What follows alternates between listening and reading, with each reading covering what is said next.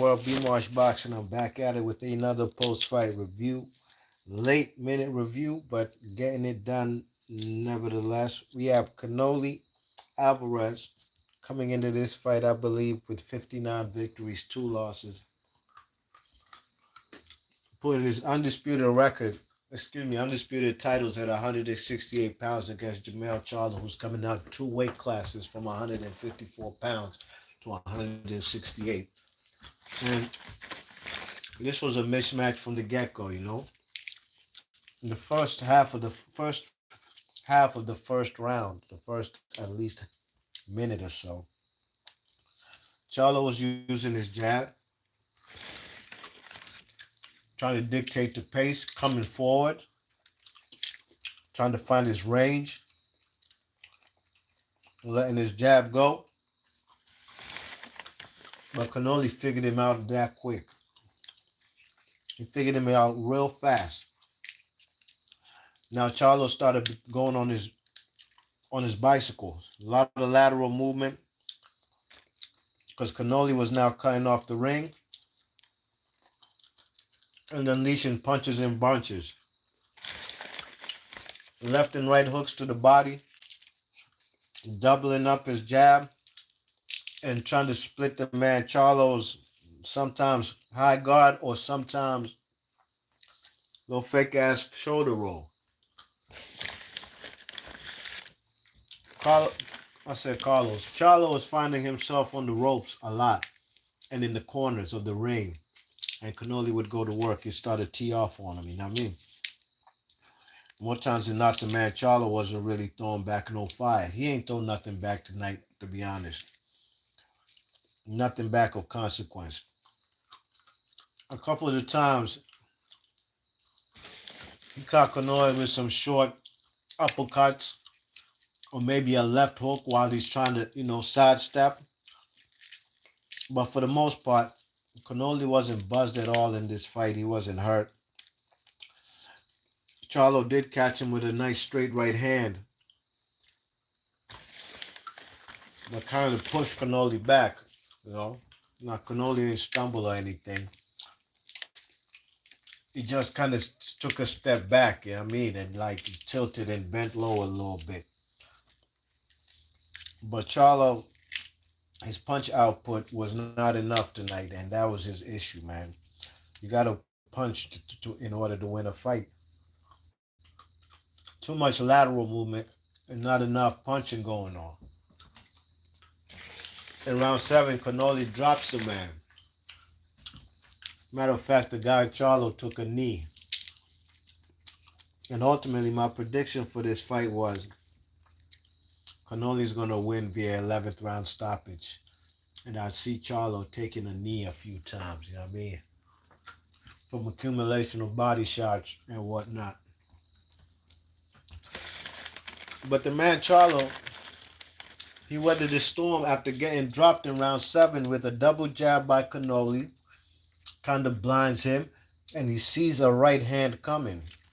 But this guy's defense is horrendous, horrific. It's terrible. It's non-existent. Charlo has a lot of flaws. I don't know what the man Derrick James has been teaching him. He obviously ain't teaching these guys defense up in that joint, you know what I mean? It's quite obvious. Charlo didn't bleed tonight. But Charlo's the kind of guy who lets his jab go.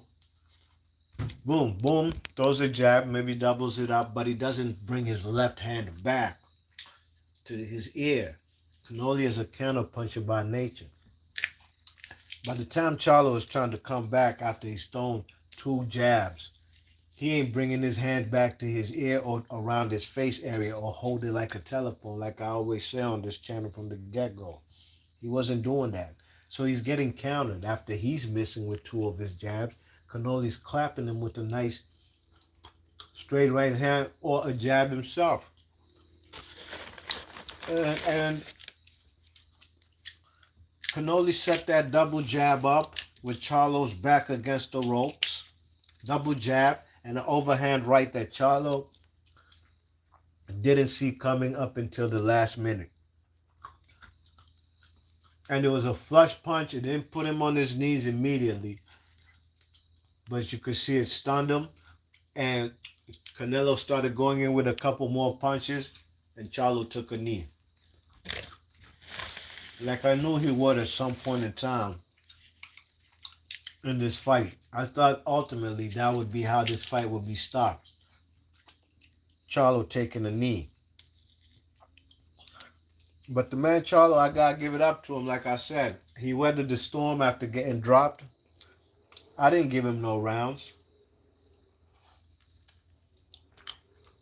but he went the distance. He went the distance, and it's a moral victory for the man Jermell Charlo. Jermell Charlo had a built-in excuse from the get-go ever since this fight was made and announced.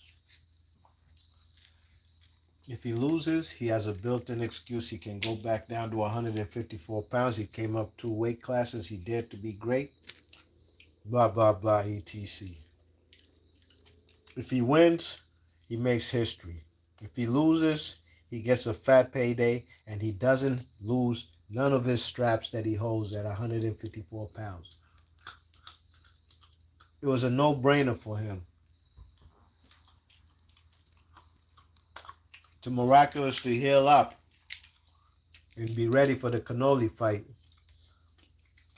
But when it came to the fighting the man Kostya Tszyu, who was his mandatory for that WBO strap that he held before he got stripped of it, the injuries kept the man Charlo out of the ring rather than face his mandatory for over or at least 16 plus months.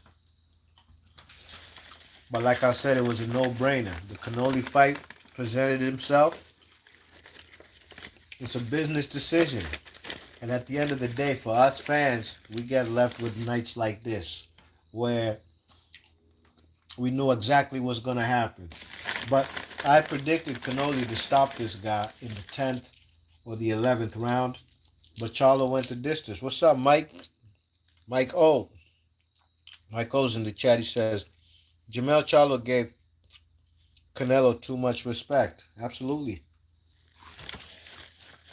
He's been giving him a whole lot of respect over the years. But he has a whole lot of disrespect for black fighters. That's the type of guy Charlo is. I mean. But you know, like I said, Charlo's just laughing his way to the bank today, this evening. With this fat payday that he got. And I'm sure he's going to make at least 15, 20 million. Canelo probably going to clock in 30 million, excuse me. But at the end of the day, this is what we get when Canelo comes to town. It's a lot of cherry picking, and that's what we got. There's plenty of good fighters to fight at 168. Especially on the PBC. But rather than fight them, he fought a guy who had to come up 2 weight classes. And this is what we get, man. You know? What you thought Jermell Charlo was Roy Jones going up 2 weight classes to heavyweight from light heavyweight to fight the man John Ruiz? Or what you thought it was like Shane Mosley when he came up from 135. But I think he did have a fight in between at 140 before he fought De La Hoya at 147. Just to beat De La Hoya.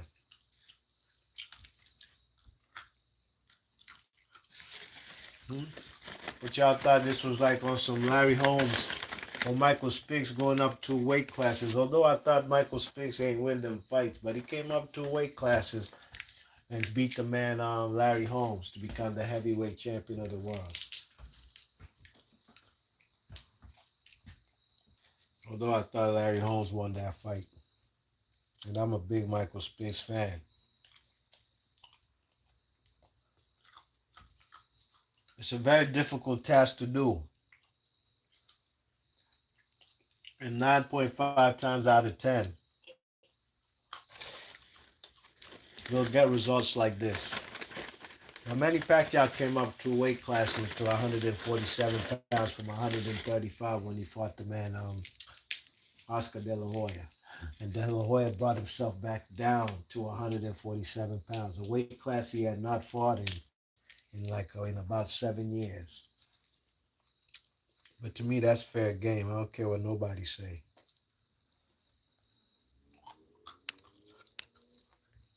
Pacquiao's taking a risk as well, coming up 2 weight classes to fight a man who's coming down 1 weight class. Got compromised in order to get those type of fights made. But at the end of the day, the results was Pacquiao. He beat the man. But Charlo's not that dude. Charlo could be outboxed. Plenty of fighters have outboxed him. And he'll bail himself out with some power shots. A lot of fighters can outbox and have outboxed the man Jermell Charlo, but he pulled the rabbit out the hat. He pulled the rabbit out the hat, and that's what happened in the Castano second fight. That's what happened in the Tony Harrison fight. That's what happened in the fight when he first won his first WBC world title versus John Jackson, Julian the Hawk Jackson's son. Just getting clearly outboxed. But he found a way, and props to him. I had him in my top 10 pound for pound. I might still do. Got to reconsider. Got to look at who I may have, if anybody's moved in, moved out. I have Charlo in my top 10 pound for pound, no question. He's undisputed, or was undisputed at 154 pounds. But I ain't never seen nothing special in him that made me ever consider this being a good fight. And the results are what we got. Now, people, we got to keep a keen eye and watch closely Charlo's next moves in his career. I'm sure he had to gain some kind of weight. I think he said he was 172, 173 pounds coming into this fight, rehydrated and all that, at 168. I'm pretty sure Canelo'S was at least 185. I mean, at least 185, at least. He's definitely 13 pounds. Gonna be over 168.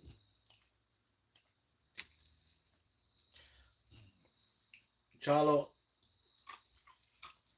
he got a moral victory going the distance, and that's what happened. We got to pay close attention to him in his next fight. If coming down in weight, might have to lose some muscle mass if it's going to affect him, his punch resistance, his punch output, his psyche, period, when he comes down to 140 pounds. I'm sorry, 100 back to 154 pounds. Will this be another situation like the man Roy Jones, when he went up, fought John Ruiz, and came back down to 175, and he was never the same fighter ever again? Time will tell. We shall see. Time reveals all answers. B Marsh Boxing. Good luck to everybody in the chat. Michael says, if Jermell Charlo fights Bud Crawford, he will get beat down. Absolutely. He's going to get punished. I've told you, lesser men have outboxed the man Charlo. Bud Crawford will outbox him and stop him. You bet that. Yeah, man. Thanks for hitting the thumbs up, everybody in the chat. B Marsh Boxing. I'll catch you guys on the next one. I'm out of here. 1.